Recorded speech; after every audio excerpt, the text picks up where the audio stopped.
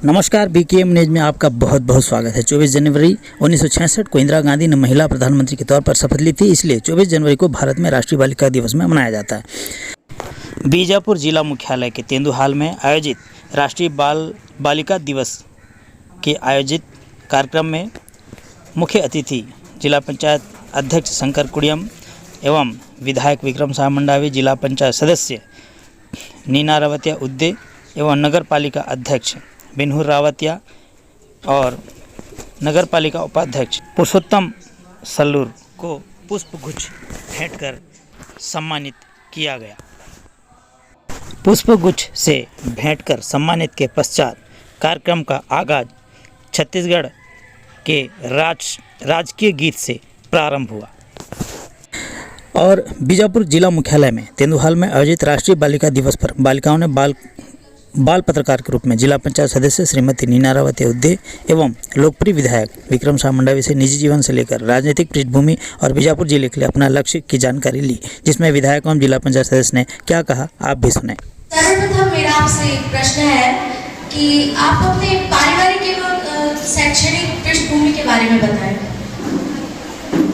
परिवार में मेरे पापा रेंजर थे और मम्मी टीचर और मैं उनकी औलाद हूँ नीना रावतिया।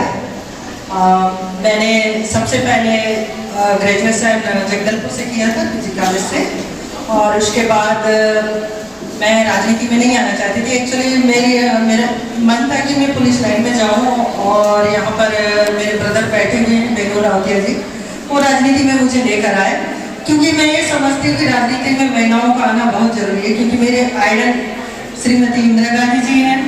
और मैं ये भी समझती हूँ कि राजनीति में आने के बाद आपके पर कई प्रकार के लाछन लगाए जाते हैं, और लाछन से यदि आप घबरा जाएंगे तो आप देश का, गांव का, राज्य का विकास नहीं कर सकती है। और मैंने कभी भी मुड़ कर नहीं देखा कि कौन क्या बोलता है और क्या लाछन लगाता है, इसके बारे में मैंने कभी नहीं देखा। और मैंने विकास की ओर सोचा, और मैंने सबसे पहले वार्ड पंच का चुनाव लड़ा था, और मैं आपको बताना चाहती कि 20 रुपया से मेरे को ऐसा वो नहीं था, फिर भी मैंने 20 रुपया में लड़ना जरूरी समझा। और यहाँ पर एक बालाजी का दुकान था, वहाँ पर हमको सीढ़ी छाप मिला था, तो हम लोगों ने उसका फोटोकॉपी किया और फोटोकॉपी करके घर घर बांट दिया और उसमें जीत गए। उसी बीच जनपद चुनाव भी मैंने लड़ा था 2005 में, और मैं जनपद चुनाव जीत गई। दोनों चुनाव जीता था मैंने, और उसके बाद जनपद उपाध्यक्ष बनी।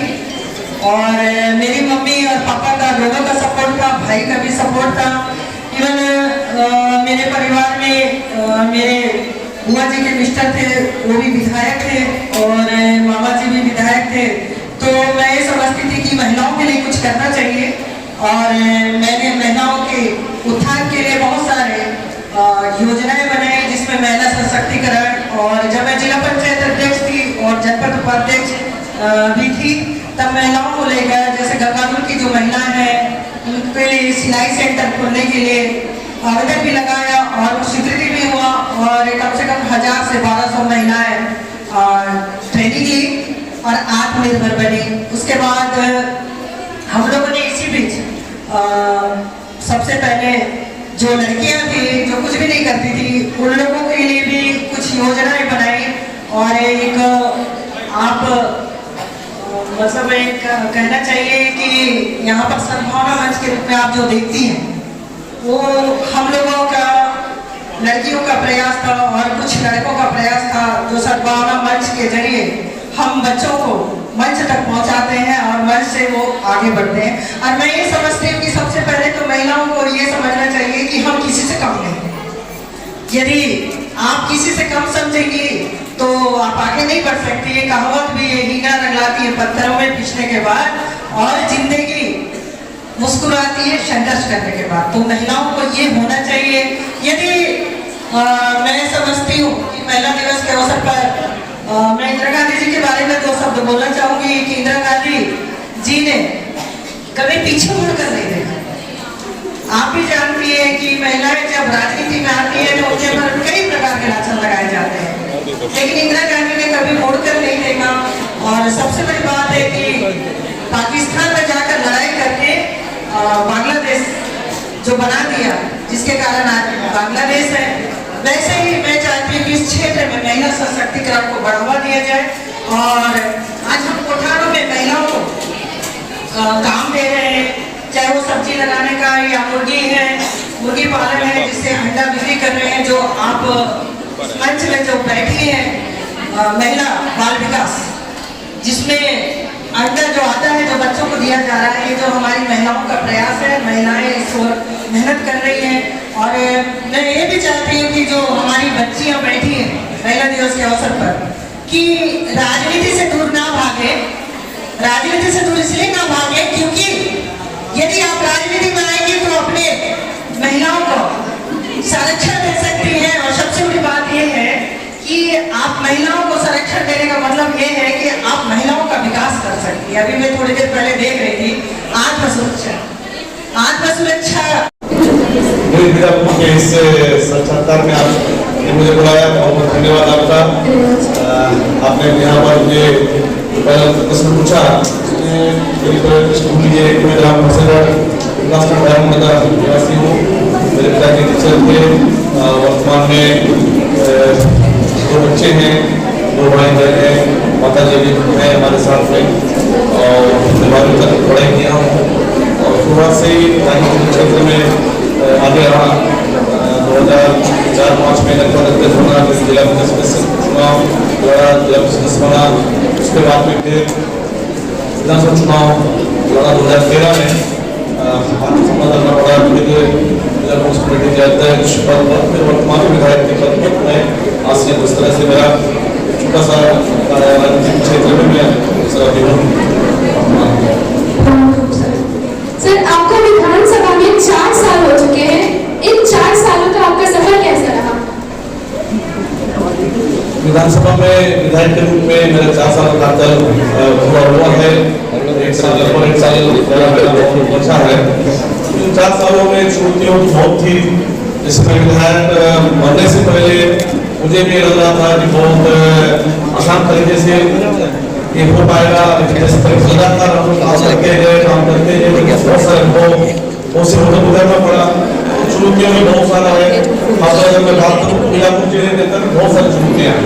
चुनौतियों से आगे काम करना, लोगों के बीच में पहुँचना, लोगों को मूलभूत सुविधाएं उनका प्रदान करना, ऐसे अन्य जो भी लोगों की मालूम सा जो सुविधाओं को लाना देना, और ऐसे बहुत सारे क्षेत्र थे जहाँ पर शासन सरकार की पहुँच नहीं थी।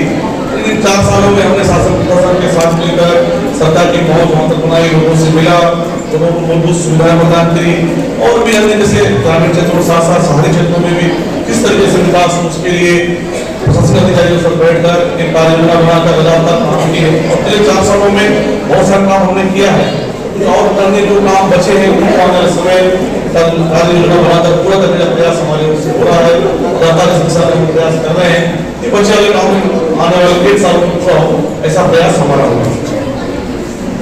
अगला सवाल, आगे आपका बीजापुर जिले के लिए क्या लक्ष्य है? आने वाला 1 साल के अंदर में जो पिछले 4 सालों में सरकार की बहुत सारी योजना था, उन्होंने हम लोग हमारे माननीय मुख्यमंत्री जी अब एक सोच है कि बीजापुर जैसे दूरस्थ क्षेत्रों में ज़्यादा से ज़्यादा विकास हो। जो लोग शासन की योजनाओं से नहीं जुड़ पाए, शासन की मूलभूत सुविधाएं नहीं मिल पा रही है, ऐसे लोगों को मुख्य धारा में जोड़े, जिसमें लगातार हम प्रयास कर रहे हैं। माननीय मुख्यमंत्री जी के संदेश पर काम कर रहे हैं। आने वाला समय मेरा व्यक्तिगत सोचना है कि बीजापुर जिले में और भी बहुत सारे काम करने की संभावना है। तो जो काम नहीं हो पाए वो काम करने का प्रयास मेरी ओर से पूरा होगा है विधायक के तौर पर, इस माननीय जनप्रतिनिधि होने के नाते। और लगातार सड़क नेटवर्क के साथ साथ आवागमन की सुविधाएं के साथ साथ लोगों का जीवन स्तर कैसे ऊपर उठे, खासकर जो ग्रामीण क्षेत्रों में रहने वाले, जो अनुकूली हमारे क्षेत्रों में रहने वाले आदिवासी हैं, दलित तबके के लोग हैं, वो लोग कैसे उनके जीवन स्तर में सुधार आए, लगातार हम प्रयास कर रहे हैं। और बहुत हम लगातार जिस तरीके से हम लोग आते हैं देखते हैं कोई बड़ा बदलाव आया है, और भी बदलाव आने की जरूरत है। और लगातार जिस तरीके से शिक्षा के क्षेत्र में और भी काम करने की जरूरत है। पिछले 4 सालों में लगभग हम लोगों ने 190 बंद स्कूल थे, तो उन्होंने क्षेत्रों में किसी न किसी तरह से बंद था, उन स्कूल को पुनः वापस खोलने का प्रयास किया। वहाँ स्थानीय जो शिक्षक, जो हमारे पास है ज्ञान ग्रुप के माध्यम से उस ग्रुप को खोलने का प्रयास किया और खोले हैं और लगातार आते जा रहे हैं। और स्थानीय स्तर पे जो हमारे युवा रोजगार है उनको कैसे रोजगार से जोड़ा जाए, उनको रोजगार कैसे दिया जाए, उस समय लगातार हम प्रयास कर रहे हैं। और लगातार उस समय बहुत सारे काम हुए हैं, आने समय बहुत सारे काम होंगे।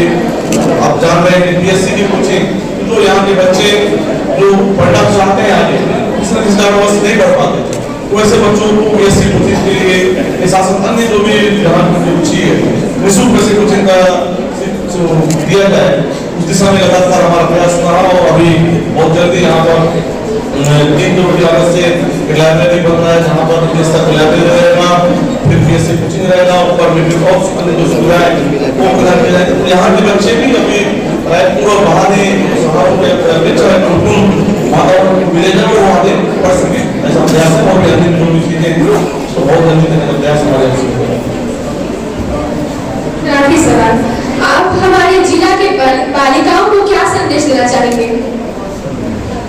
सबसे पहले राष्ट्रीय बालिका दिवस है और बालिका दिवस की आप सभी को बहुत बहुत बधाई, शुभकामनाएं। आज हम सभी बालिका बेटियों का दिन है, इसलिए बहुत ज्यादा शुभकामनाएं। और जिस तरीके से आप सभी जानते हैं, देखते आ रहे हैं, पहले बालिकाओं को लेकर, बेटियों को लेकर लोगों के मन में होता था कि ये काम नहीं कर सकते या असमानता का जो भाव था, और वर्तमान में वह सब कुछ नहीं। और लगातार जिस तरीके से आज हमारी बेटियां, हमारी बहनें, हमारी बालिकाएं काम कर रहे हैं, तो एक बराबर के उसमें काम कर रहे हैं, जो बालक है या पुरुष उनके बराबर में काम कर रहे हैं। ऐसा कोई भी क्षेत्र है, ऐसा कोई भी काम नहीं है जहाँ पर हमारी बालिकाएं, बेटियां, बहनें नहीं पहुंच पाए। हर एक क्षेत्र में पूरे, अगर मैं बात करूँ आसमान से लेकर जमीन तक भी वो हमारे यहाँ तो बेटियां बराबर बेटों के बराबर कर रहे हैं। ये हमारे लिए बहुत बड़ी खुशी की बात है, ये उपलब्धि है। और आने वाले समय और भी आगे बढ़े, ये मेरी शुभकामनाएं हैं। बहुत बहुत बधाई। धन्यवाद सर।